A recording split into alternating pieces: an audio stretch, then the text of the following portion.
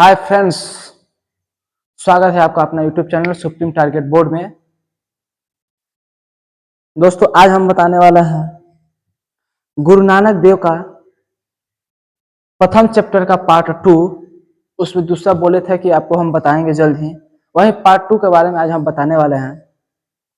तो पहले वाला जो वीडियो बना था, बताइए आपको वो पसंद आया कि नहीं पसंद है? उसमें कोई प्रॉब्लम हुई, आपको समझने में कोई दिक्कत हुआ? कमेंट किए कि नहीं किए?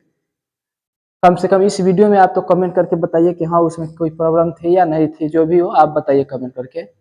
फिलहाल देरी न करते हुए सीधे इस चैप्टर पे हम लोग चलते हैं। ये आपका Bihar board class 10 chapter number 1 पद खंड का प्रथम चैप्टर का दूसरा खंड है, दूसरा पार्ट है। इसमें हम लोग उसका अर्थ जानेंगे। यही चैप्टर प्रथम ही है बट उसका खंड 2 है, क्योंकि उसमें 8 लाइन का अलग दिया है, 8 लाइन का अलग दिया है। तो पहला हो गया है और दूसरा ही हम बताने वाले हैं। चैप्टर 1 राम नाम बिन जग जन्मा, ये आपका लोगो लगा हुआ है, ऐसे ही है। उस चैप्टर पर क्लिक करेंगे वीडियो पे, आपको पूरा वीडियो चलने लगेगा। ठीक है, पार्ट 1 हिंदी का। इसमें सबसे ज्यादा नंबर का आता है, ध्यान दीजिए, अच्छा से समझिए। कोई प्रॉब्लम हो तो बताइए, तभी तो हम लोग उसको सॉल्व करने की कोशिश करेंगे।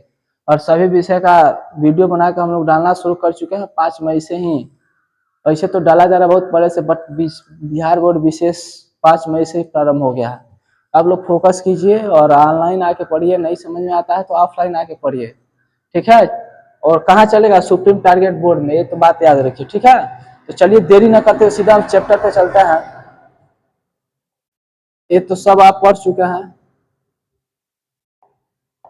ये हो गया है। हम लोग को पढ़ना है यहाँ से पार्ट 2, यहाँ से। तो यहाँ से चलिए हम सीधे चैप्टर को शुरू करते हैं। पार्ट 2, यानी इस पार्ट 2 का क्या नाम है कि जो नर दुख में दुख नहीं माने, यह उसका टाइटल है, हेडिंग है।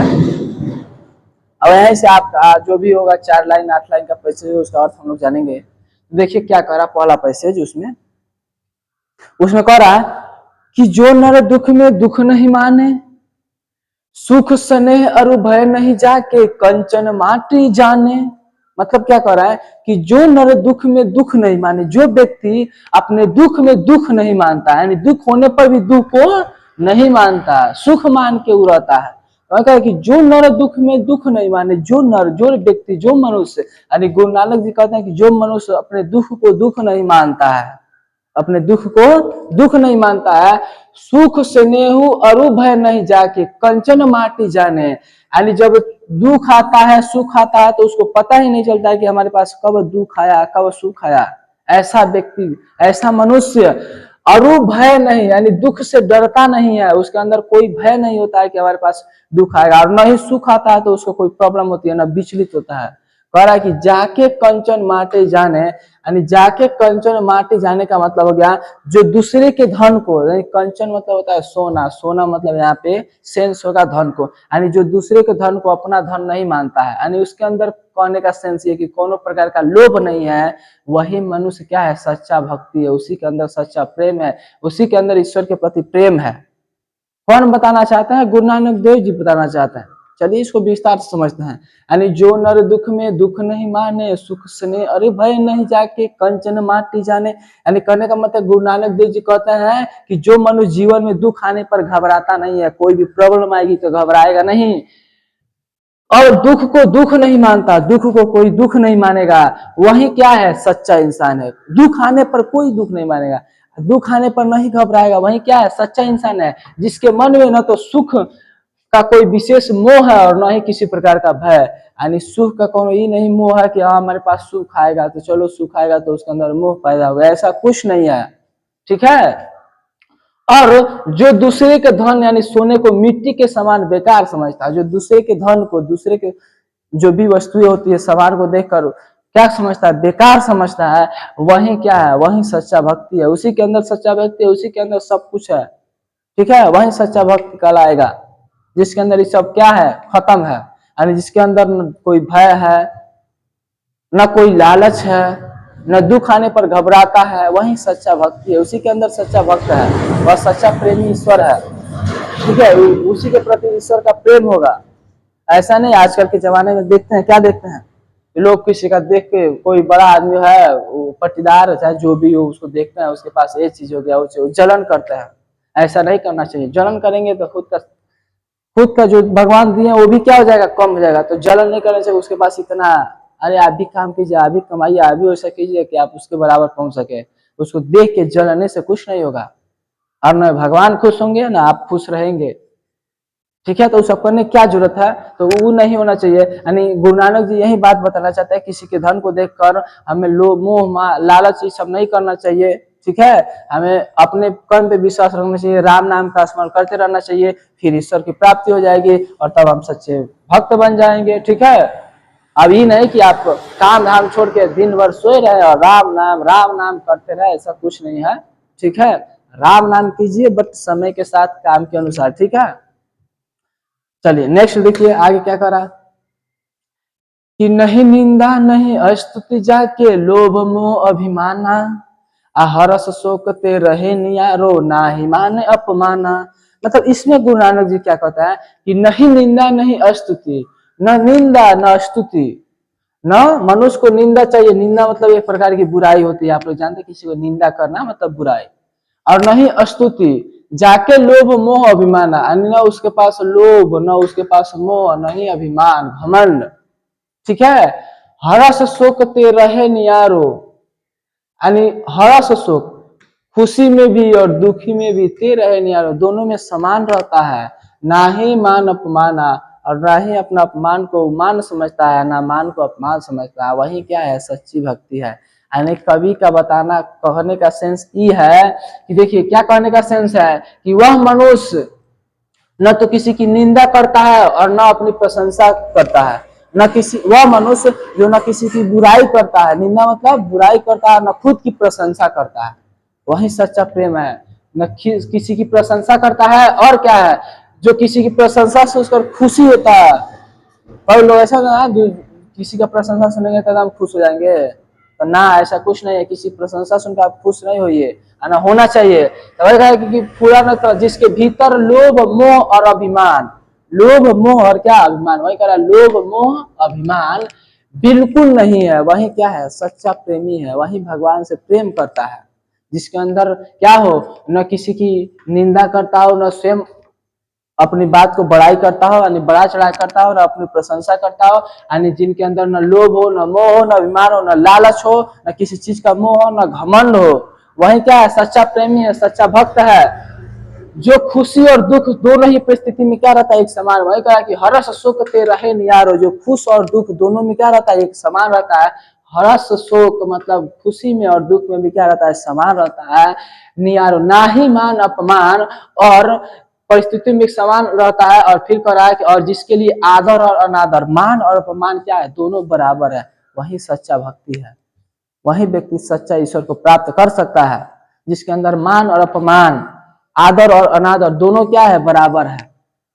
मानी मान को अपमान समझे, अपमान को मान समझे, उसके लिए दोनों बराबर है। जो सुख और दुख, जिसके लिए दोनों समान हो, जिसके अंदर न लोभ हो, न मोह हो, न अभिमान हो, ठीक है, न ही किसी का निंदा करता हो, न अपनी प्रशंसा करता हो, वही व्यक्ति क्या है इस समय, वही व्यक्ति इस समय क्या है, महान है।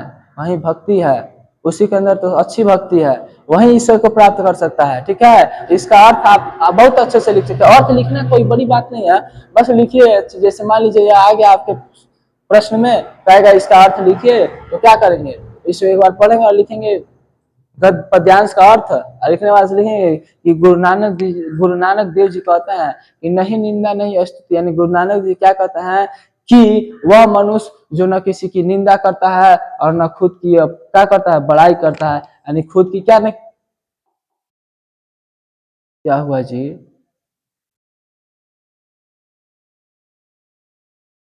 ये सब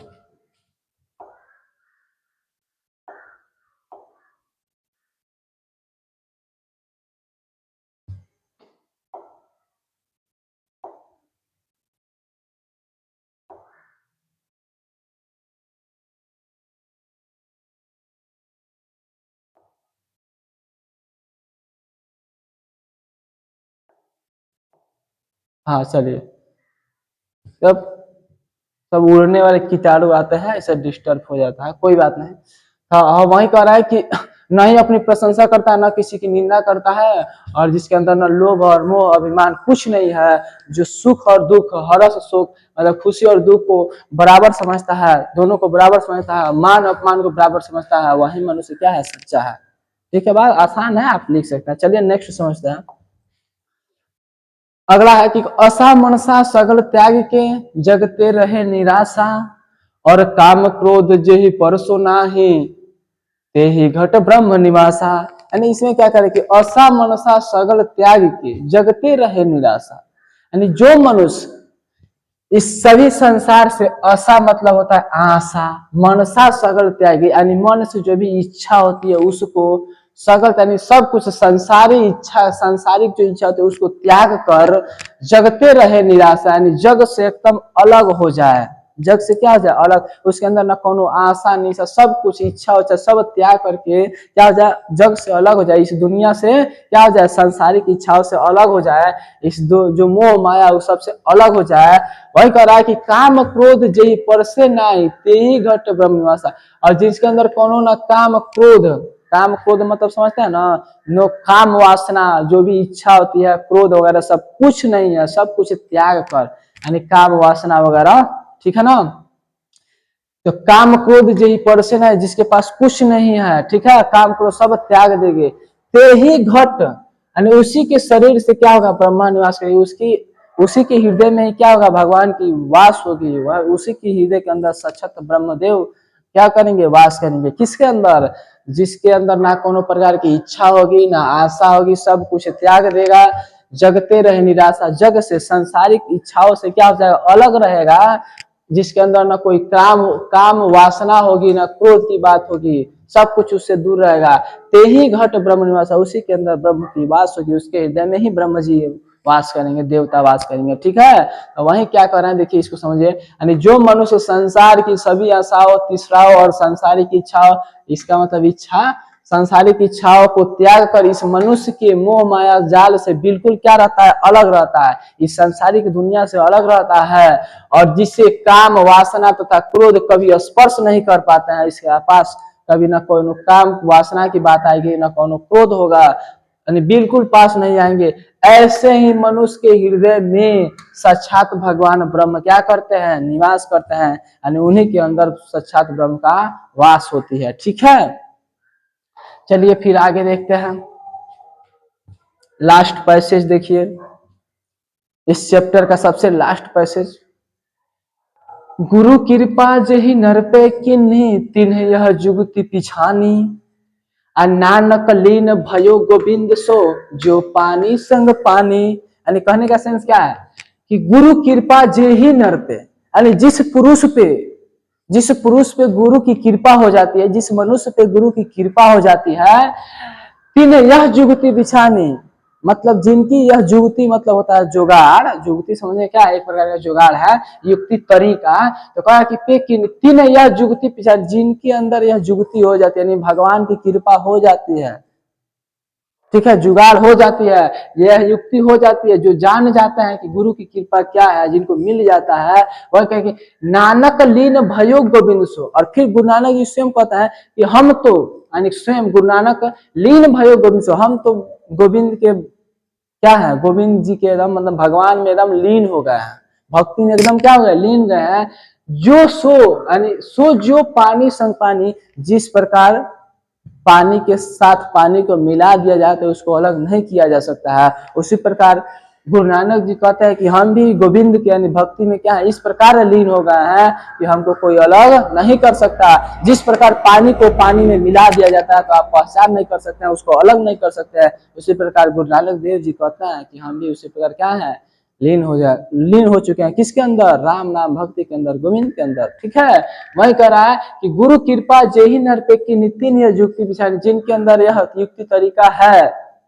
उन्हीं के अंदर एक कृपा हो जाता है, और हमारे अंदर हो गया है, गुरु नानक जी कहते हैं कि अंदर हो गया, जिस प्रकार पानी को पानी के साथ मिलाया जाता है तो उसको अलग नहीं कर सकते हैं। देखिए इसको विस्तार से समझते हैं, यानी अंत में लास्ट पैसेज में गुरु नानक देव जी क्या कहता है कि ईश्वर को पाने की यह युक्ति तरीका केवल वही मनुष्य, उसी मनुष्य की पहचान कर पाता है जिस पर गुरु की विशेष कृपा होती है। यानी कहने का सेंस ये है कि ईश्वर को प्राप्त करने के लिए केवल वही मनुष्य यानी ईश्वर को पाने की युक्ति तरीका वही मनुष्य यानी केवल वही मनुष्य पहचान पाता है, जिसपे क्या होता है, गुरु की कृपा होती है। और गुरु की कृपा किस पे होगी?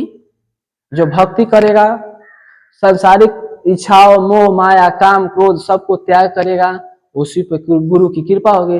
वह कह रहा है कि जिन पे गुरु की कृपा हो जाती है वह मनुष्य यह युक्ति तरीका तभी प्राप्त करता है, वह तभी भगवान को प्राप्त करता है जिसपे गुरु की कृपा हो जाती है। और गुरु की कृपा उन्हीं पे होगी जो ये सब त्याग करेगा। तो वही गुरु नानक देव जी कहते हैं कि हमको तो गुरु की कृपा हो गई है, तभी हम सब कुछ छोड़ दिए हैं, मोह माया सब कुछ छोड़ दिया है, क्योंकि हमारे पास गुरु की कृपा हो गई है। तो वही कह रहे हैं कि यह युक्ति तरीका केवल उन्हीं मनुष्य को मिल सकता है जिन पर गुरु की विशेष क्या होती है, कृपा होती है। और नानक जी कहते हैं कि वे भी भगवान के भक्ति में लीन हो गए हैं, क्योंकि उनके भगवान के ऊपर उनकी कृपा हो गई है। तो वही कहना है कि भगवान गोविंद की भक्ति में इस प्रकार लीन है, एकमेक हो चुके हैं, जैसे पानी के साथ क्या किया जाए, पानी को मिला जाए। वही कहना है जो पानी संग पानी, जिस प्रकार पानी के साथ पानी को मिलाकर एक हो जाता है और उसे अलग नहीं किया जा सकता, अर्थात आत्मा को परमात्मा से अलग नहीं किया जा सकता, उसी प्रकार गुरु नानक देव जी भी भक्ति के प्रति मतलब भगवान के प्रति लीन हो चुके हैं, यानी आत्मा और परमात्मा का मिलन हो चुका है, उसको हम अलग नहीं कर सकते हैं। ठीक है, ये था आपका लास्ट पैसेज। इसमें इस जो कविता थी इसका मेन पॉइंट भावार्थ क्या था, देखिए, यानी इस पद में गुरु नानक जी यह संदेश दिया है, लास्ट में क्या बताना चाहते हैं गुरु नानक देव जी, यह संदेश दिया है कि ईश्वर मतलब ब्रह्मा से मिलना है तो उसे अपने मन को स्थिर करना होगा। जिसे ब्रह्मा को मिलना होगा उसे क्या करना होगा, अपने मन को स्थिर रखना पड़ेगा, इधर उधर ना, स्थिर स्थिर मतलब समझ रहा है ना, सब कुछ त्याग करना पड़ेगा, स्थिर करना पड़ेगा। सुख दुख लाभ हानि मान अपमान में जो इंसान एक जैसा रहता है, सुख में भी दुख में भी लाभ में भी हानि में भी मान में भी अपमान में भी, सब में जो मनुष्य एक जैसा रहता है उसी पे गुरु की कृपा होती है और वही गुरु को प्राप्त करता है। अरे इंसान एक जैसा रहता है, गुरु की कृपा प्राप्त करता है, वही अंत में ईश्वर में क्या हो जाता है, विलीन हो पाता है। ठीक है, वही लास्ट में ईश्वर में क्या हो जाता है, विलीन हो जाता है, मतलब मिल जाता है। ये आपका गुरु नानक देव जी इसका भावार्थ का अर्थ बताया। ठीक है, अब नहीं है तो ये था आपका पहला चैप्टर का पूरा कंप्लीट वीडियो, यहाँ तक कंप्लीट हो गया। नेक्स्ट हम फिर नेक्स्ट वीडियो बनाएंगे हिंदी गद्य का प्रथम चैप्टर, उसके बाद फिर इसी तरह करते करते सारा चैप्टर तो आपको समाप्त करना है। हाँ, सब छोड़िए, वो सब मेन पॉइंट पर ये बात आइए, ये आपको समझ में आया कि नहीं आया। यदि समझ में आया तो कमेंट में लिखिए कि जी सर समझ में आया, नहीं समझ आया तो भी कमेंट कीजिए कि जी सर नहीं समझ में आया, ये चीज नहीं समझ आया, इसको दोबारा बताइए। आप जैसे भी कहेंगे उसके अनुसार हम खुद बताएंगे या वीडियो बनाएंगे। ठीक है, तो आप कोशिश कीजिए कि इसको ध्यान से पढ़िए, देखिए जिनके पास जरूरत है, जिनको जरूरत है उनके पास शेयर कीजिए ताकि वो भी बच्चे पढ़ सके। कम से कम ऑफलाइन नहीं आके पढ़ रहे तो ऑनलाइन आके पढ़िए। ठीक है, और ध्यान से पढ़िए, कम से कम ज्यादा, देखिए ज्यादा वीडियो तो ज्यादा लॉन्ग नहीं होता है, आधा घंटा 45 मिनट 30 मिनट 20 मिनट यही सब हिसाब से वीडियो बनाया जाता है, क्योंकि हम लोग भी जानते हैं कि ज्यादा लंबा वीडियो देखेंगे तो आप हो जाएंगे बोर। तो हम लोग को भी उस टाइप से वीडियो बनाना पड़ता है ताकि आप बोर ना होंगे, आप अच्छा से पढ़ेंगे। हाँ, उससे भी बेहतर आप पढ़ना चाहते हैं तो ऑफलाइन में आएंगे, ऑफलाइन में आएंगे तो आपको कई बार रिपीट किया जाता है, इसमें मान लीजिए बहुत बार अगर रिपीट भी किया जाए तो लॉन्ग वीडियो हो जाता है।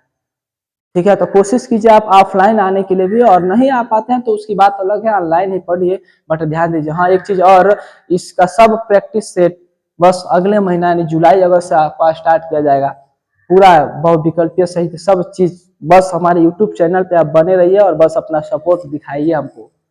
ठीक है, और लाइक सब्सक्राइब करते रहिए, तो आप भूलबे मत कीजिएगा कि हाँ लाइक सब्सक्राइब करना, इतना करेंगे तभी आपको नोटिफिकेशन प्राप्त होगा, और नोटिफिकेशन जब प्राप्त होगा ना तभी आप जानेंगे कि सर जी कब वीडियो डाल रहे हैं।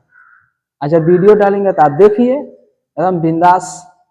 तो इसीलिए बेल आइकन दबा दिया जाता है, उसमें घंटी का चिन्ह आता है, उसको दबाएंगे तुरंत जो भी चढ़ाएंगे लाइव आएंगे सब आपको नोटिफिकेशन प्राप्त होगा जब नेट खोलेंगे, और नेट खुला रहेगा तो तुरंत मिलेगा, तो वहां पे जाके आप देख लीजिए। इसमें कोई प्रॉब्लम है तो कमेंट करके बताइए। ठीक है,